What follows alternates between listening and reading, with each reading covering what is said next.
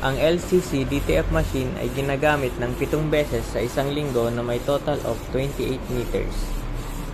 Ito ang printer head, capping, head clean,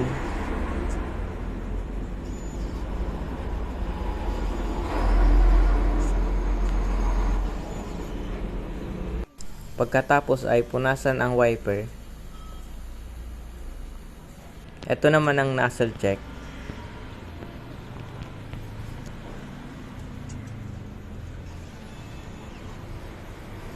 Ang ink system level namin ay tama lang.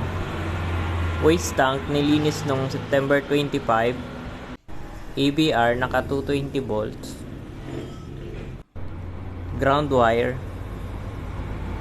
Nandito ang stock namin ng use ink,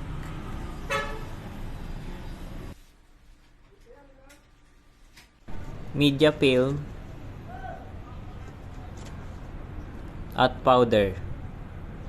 This week, wala kaming nagamit sa CMYK powder at film. Ito ang aming output record. Daily checklist. Yun lamang po. Thank you.